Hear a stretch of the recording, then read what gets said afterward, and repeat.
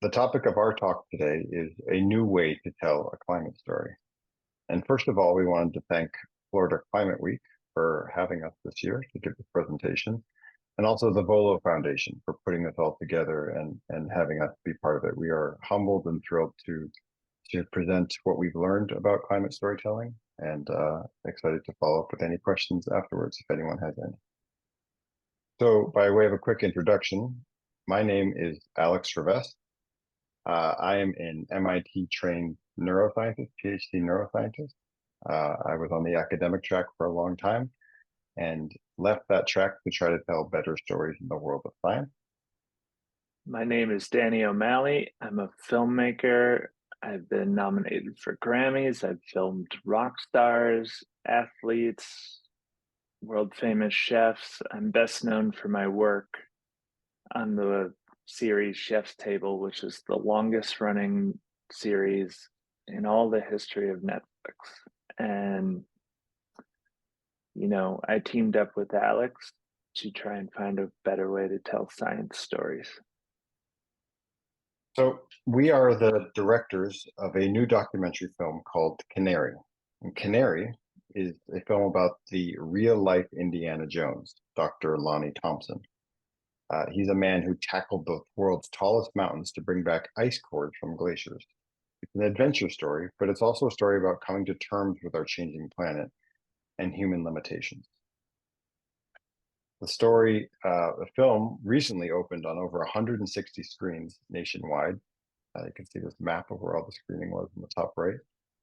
It was prominently featured during New York City's Climate Week agenda as one of the main things to do during Climate Week. We've been receiving wonderful reviews, including from the New York Times, which called it both provocative and a portrait of perseverance. I've had other reviews that said it's called the perfect documentary and one of the best films I've watched this year. Many of you have seen climate change films, and I'm sure you would agree that they are seemingly hitting their limit as a tool for change. We did not set out to tell a climate story. We set out to reinvent science storytelling, and we stumbled on this new way to tell a climate story. We want to share with you the lessons we've learned from that journey. But first, we wanted to share with you the trailer of the film. In the old days, you took a canary into the mine. If it dies, then it's time for you to flee the mine. My first encounter with Lonnie, it was like I was meeting a real-life Indiana Jones. Lonnie was a visionary. He saw our global climate history captured in these glaciers. Lonnie was going where no scientist had gone before. It seemed to be impossible. It's too high for human beings. It's dangerous. There's no way you're going to drill in this remote part of the world. You're wasting your time. Science can only advance when you do things other people think can't be done. He was on a mission to find his place in this world. I had no idea what I was getting into. I had never climbed a mountain. I had no idea what it would take. This was a huge departure from usual. There was something wrong. My doctor said, you have one option and one option only, and that is to have a heart transplant. You just keep going. He was in denial. I remember watching him struggle to breathe, thinking to myself, and you're not going to survive this. Having gone through these near-death experiences, my message was to help bring together the world. This glacier started disappearing before Lonnie's eyes. He thought he could change something. If he doesn't do it, nobody would. Lonnie didn't come to climate change. Climate change came to him. If humans can create it, humans can solve it. I don't believe there's anything that we cannot achieve.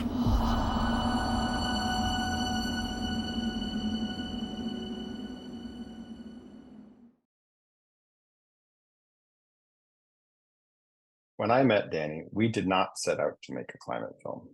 I met him over dinner one night and I said, I'm a scientist.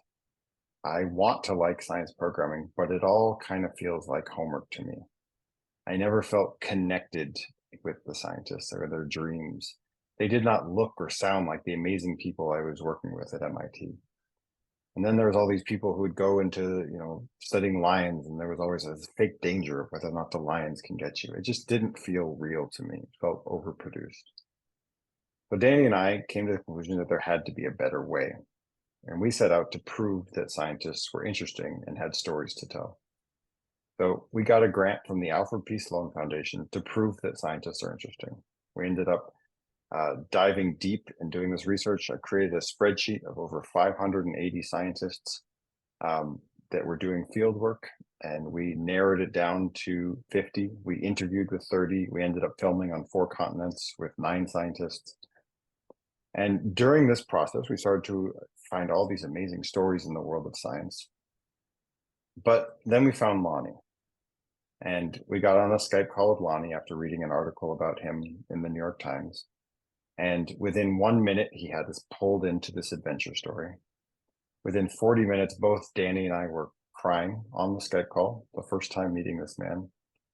And by the end, we turned off the Skype, and I turned to Danny and I said, if there's one story we ever tell in this world, it has to be this one. So what was Lonnie's story? Well, he grew up in poverty in coal country in West Virginia. And he defied everyone's expectations and used science to build himself up in the world, and ended up becoming one of the world's leading climate scientists, telling us that we need to get off fossil fuels.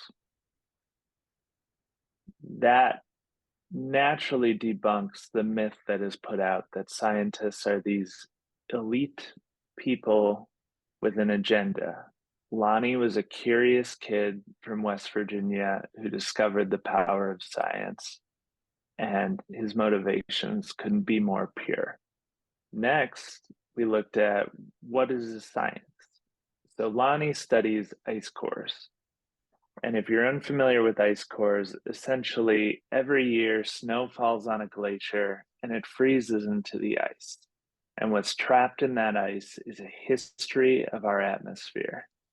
So Lonnie came around in college and found that people were drilling into these glaciers in Antarctica and Greenland to get these priceless records of our climate out of the ice. And they were reconstructing the past going back hundreds of thousands of years. And he had the idea of, if we're drilling these glaciers in the North Pole and the South Pole, why aren't we drilling the glaciers in the tropics on top of the world's tallest mountains? At the time, this was crazy. No one thought it could be done. He had to get a 6-ton drill up a mountain, some of which were 22,000 feet and in the middle of nowhere. So he spent 10 years trying and failing to get a drill up a mountain. And along the way, he encountered adventures. He was warned not to go to certain places because it was dangerous. And it was this Indiana Jones adventure story. And you see this world where,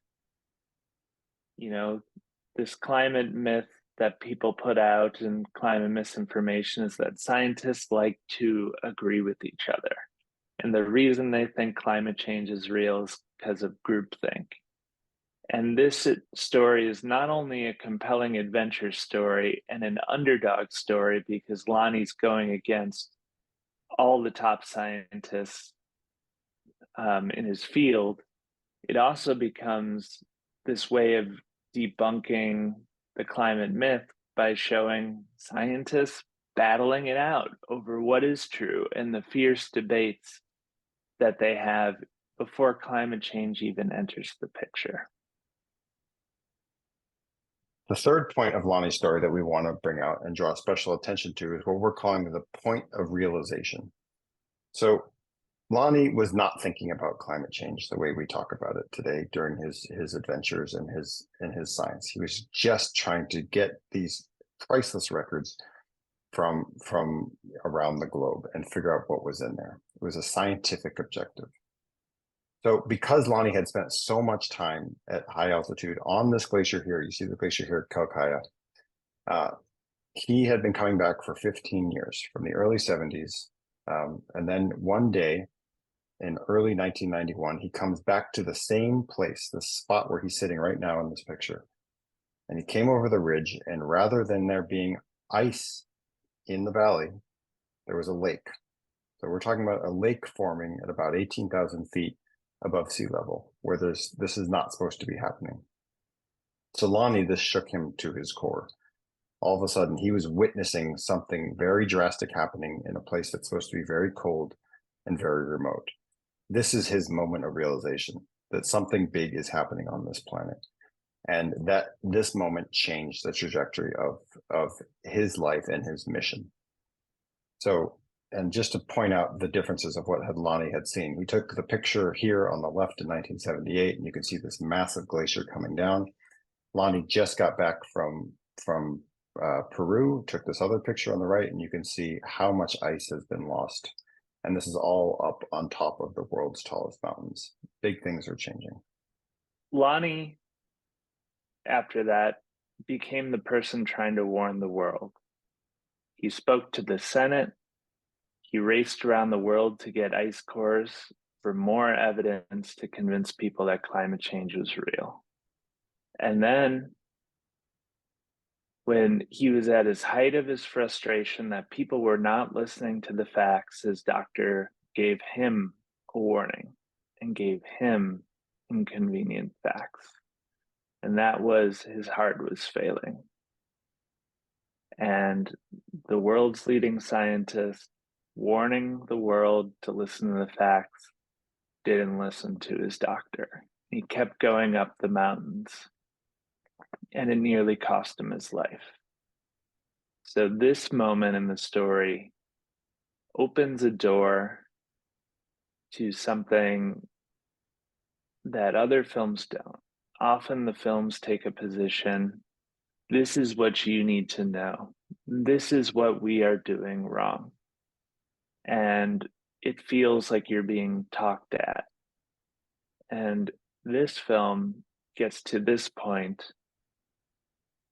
and people can look at themselves and say, if this guy who defied conventional wisdom and climbed these mountains, who used science to get ahead out of cold country, and was this guy who rose to prominence for being a champion of the truth and seeking truth, can go into denial.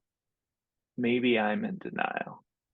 Maybe there's some way that I look at myself and I think I'm doing the right thing, but I'm doing the wrong thing. And this gives the audience permission to investigate their own behavior, their own patterns, to get them to think about climate differently. So when the audience goes on this adventure, a lot of the points that you would normally make in a climate movie are just borne out by the story. Just by going on this adventure and seeing it through Lonnie's eyes, you get this underdog story that entertains you. And the facts that come through in the footage, the photos, the story, the data that we need at certain moments in the story, all end up making the point in a stronger, more emotional way than all the data in the world, all the information in the world. And it's because it's aiming at your heart. It's backed by data. But we don't feel the need to include all the data. We just are looking for the way to connect the audience emotionally to the subject, and the path through that is Lonnie's story. And I think it's important to say here that, I reiterate that all the data and stuff that is presented about what is happening is important. But the story is that bridge to the heart that can help motivate people to do something about it. And that really emphasizes the importance of story in this context. So we all feel like we need to be compelled, and there's no better way to do this than personal stories. This is what humankind has learned from and will continue to thrive from these types of stories. And one of the interesting things is that there's actually educational psychology research that backs up this approach. There's a study that came out of Columbia University that looked at how learning about scientists' struggles influence students' interest in learning physics. They take one group of students, they teach them facts. They take another group of students, they teach them the same facts, but they teach the struggles that scientists went through to get those facts. And what they find is that the students who learned about the struggles the scientists went through to learn those facts learn better. In fact, here's their findings. Struggle-oriented background information increase students' interest in science, increase their delayed recall of key science concepts, and improve their abilities to solve complex problems. And if you think about that, all we're doing here is talking about adding the story to the facts, and to get those types of outcomes, I think is just incredible. And one of the things, so we kind of tested our own data on Canary. We ran a non-scientific but relatively large poll of N of 39 people who watched the film, asked them how they felt about global warming before the film and after the film. And you'll see that there is a remarkable change here. Before the film, people said they were only 48% of the people, 48.7 people said they were very concerned about climate change. By the end of watching the film, 74.4% felt like they were very concerned. And you can see we shifted everything towards understanding of the problem better. And this is all through a personal story. So we have some data to back this up. And here's one thing. You don't have to be a world-renowned scientist to convince others to care about climate change. We all have these stories. And I want to tell you my story in this case. I have known about climate change since Al Gore's Inconvenient Truth. I've understood it. I've understood the data behind it. And I've been very aware of all the future predictions and why things are happening. I always thought that just by voting for the person who said, I believe in climate change, that I was doing the right thing. And I kind of wiped my hands clean, we'll figure it out. In filming this movie, we went to Cusco with Lonnie on the way up to Calcaya. Cusco is a city of 500,000 people. It is totally powered by hydroelectric power, which comes from the water runoff of Calcaya Glacier.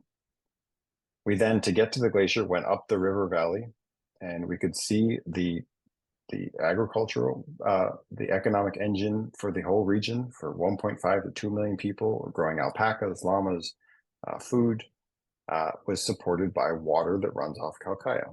And then we get up to the largest tropical glacier on the planet, Calcaya.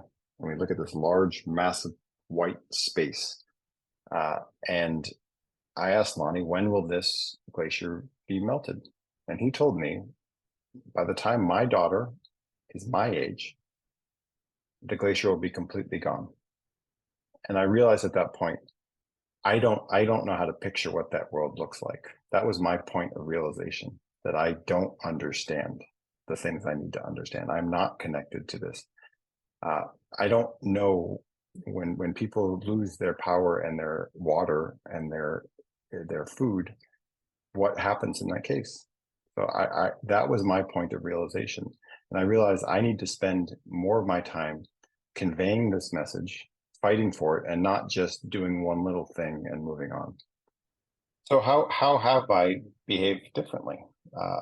I am not just voting the right way, although I still am doing that. I am also very deeply engaged in local politics, finding issues that are things I can push in my local community. For example, banning gas-powered leaf blowers. It may seem like a small thing, but an hour of a gas-powered leaf blower is equivalent to driving 1,100 miles in a gas-run car. And these are all particles that are bad for breathing, but also bad for the climate. We do not need fossil fuels. We have alternatives. I give talks to local schools. I engage with my kids' schools about climate change. I have totally ripped out gas from my house and powering everything in my house with solar power. I drive an electric car. Every single element of my life, I am now trying to figure out how can I be better because of this. This was not the case beforehand with just knowing the data. I had to have that emotional journey on the mountain with Lonnie to realize that I need to do everything I can to make films about climate change, to communicate in forms like this, the importance of the things that I've learned how to be more effective. It is at all in strategy because there is, I realized that there was a lot more that we can do. So my point of realization on that mountain has fundamentally changed me. And I know that as we explore our points of realization and how it changes us, we can tell that story and we can make a difference. So what lessons can we take away from our making the film and Alex's telling of his own point of realization? So first thing is figure out what point that was. I imagine everybody who's watching this cares about climate change and addressing it. And it wasn't always that way. There was something you read, something you experienced, something that changed your life to the point you can't unsee the problem and that it needs to be addressed. So that is your point of realization, and you focus on that. And then think, how did you see the world before that?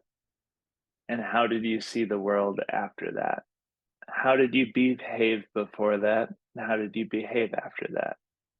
And if you say, my name is this, I didn't always used to care about climate change. This is how I went about my life. This is what I thought about. Then one day I learned this, I had this experience, and now this is what I know. This is how I'm addressing it. This is how I behave differently, or this is how I want to behave differently. Then people will go on that journey with you, the way Lonnie takes people on the journey when he saw that lake. And I've heard the story be told as simple as, I read a book that made me realize how big of an issue is, to my Malibu mansion burned down and I didn't care about climate change. And then I realized it affected me. And now I'm dedicating my life to doing it. So your point of realization is the thing we want to get other people to go through when you're convincing people of climate change. So that is number one. Second, don't lead with facts. In making our film, we had all this interview, tons of facts, so many things Lonnie said, because he's been fighting this fight for 40 years, is like, oh, that's a great way to refute this argument. That's a great fact that no one knows. And it was so tempting to put those things in the movie. But if we'd done that, it would have been like the other films that preceded it. By saying, we're going to tell a story, a personal story, we can insert one fact in the right point of time and have that fact cut deep because it's attached to something that's emotional, that's dramatic, and that it's relatable. Third, don't play it cool. If you think about Alex's story, he was willing to be vulnerable. He was willing to say, I just voted the right way, but I didn't actually change my behavior. Lonnie in his story failed time and time again before he succeeded. And they say at Pixar, you admire a character more for their trying than their successes. So what you want to do is, if you're, let's say, trying to solve a climate issue and making a solution. The temptation is to say, I have this great solution and it'll work. You should give me money. If you want people to really root for you or care about what you're doing, talk about all the failure that led you to that solution. If you're someone who is now doing the right thing and you talk about, I do the right thing, these are the things I do, you're going to be unrelatable. But if you talk about, I once lived this way and now I live the right way, and this is how I changed, people will see the path to change and they'll be able to walk it. And then lastly, don't have an agenda. And lastly, don't have an agenda. The temptation when you want to make a point, when you want to talk about a climate solution, is you want to get into why this is great, what it is, how it can make a difference, how you were convinced that this is the answer. And that is putting the cart before the horse. If you don't have an agenda and you just tell the story of why you came to believe this was the climate solution, or why you started to care about the climate, why you chose to make changes in your life, that journey will take people on a path they can follow you down. And once you have your conclusion of this is why I care, this is how I got there, they're ready to hear your agenda. But if you lead with the agenda, you won't hook people first, and you're going to get less people resonating with what you came to say. So what can you do? First off, tell your story. If you care about climate and you had a journey to get there, share that with as many people as possible, and people will follow you down that path. Secondly, share the film Canary. You can follow us on Instagram at Canary Film. You can sign up for our newsletter at canaryfilm.com. And if you want to set up a screening at your organization, your school, your company, email alexandra@oscilloscope.net. Next, if you want to help Lonnie, you can donate to preserve his ice core facility. Currently, his facility needs repairs, and there are priceless climate records that exist in those freezers that they no longer exist on the glaciers they were taken from. So the only documentation of the history of our atmosphere that those glaciers have are frozen, and we need to preserve those for future scientists to study. Then Canary is going to be on video on demand October 24th. So if you buy it, rent it, it shows people that this type of adventure climate film is something that people want. So rent it, tell your friends, check it out. If they like it, have them share it. The more the word spreads, the better it is for getting climate messages out in new ways. And then lastly, if you have questions for us, you can email us at alex@eotrfilms.com or danny@eotrfilms.com. We just wanted to thank Florida Climate Week again and the Volo Foundation for the opportunity to speak here.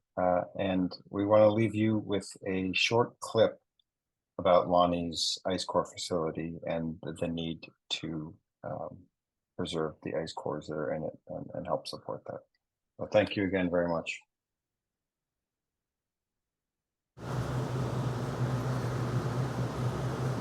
We drilled Kilimanjaro in 2000. It was really a salvage mission. We drilled 6 cores. Of those sites that we drilled in 2000, 2 of them, the glaciers are gone.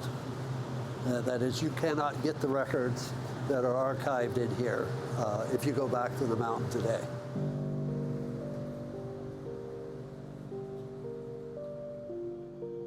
When you walk into the freezer of an ice core depository, you're looking at one of the noblest human scientific enterprises. These are irreplaceable records. It's like walking into Notre Dame.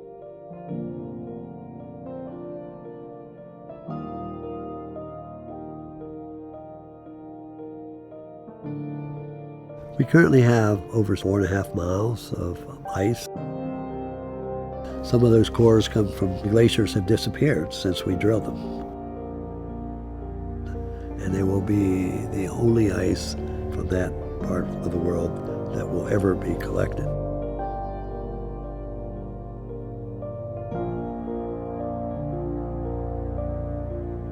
We are at capacity. In order to make shelf space, we've had to melt some of that out in the parking lot.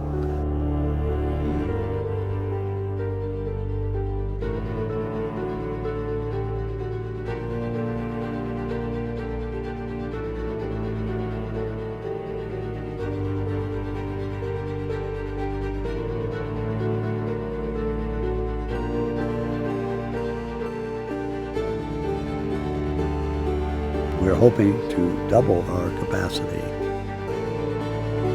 but at some stage someone has to say, this is valuable. When we consider all the things that we spend money on. Millions on missiles to destroy something, and we don't spend a few million to preserve something.